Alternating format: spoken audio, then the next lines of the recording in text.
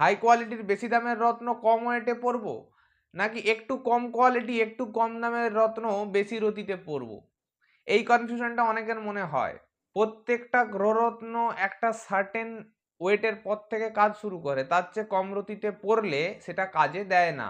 সেই রকমই কোনো খুব দামি রত্ন, খুব মূল্যবান রত্ন, খুব ভালো কোয়ালিটির রত্ন যদি খুব কম ওয়েটে অর্থাৎ মিনিমাম লেভেলের থেকেও কম রতিতে ব্যবহার করেন, কোনো ফল পাবেন না।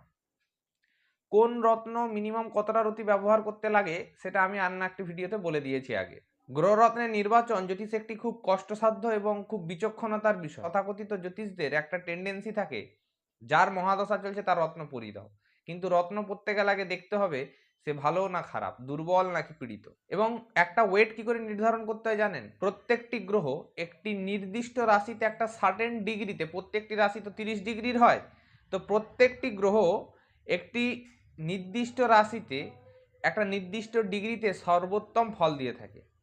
এবারে ওই নির্দিষ্ট ডিগ্রিটা থেকে ওই গ্রহ যত ডিগ্রি দূরত্বে বসে আছে তার উপরে বেস করে গ্রহরত্নের ওজন নির্ধারণ করতে হয়।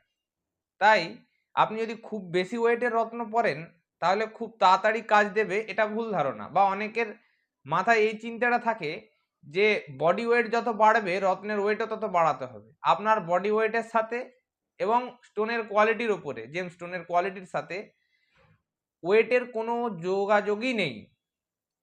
ওয়েটটা নির্ধারিত হবে ওই ডিগ্রিগত দূরত্ব থেকেই। সঠিকভাবে জ্যোতিষকে জানুন, ঠকার এবং বিভ্রান্তির হাত থেকে বাঁচুন। সবাই ভালো থাকবেন, ধন্যবাদ।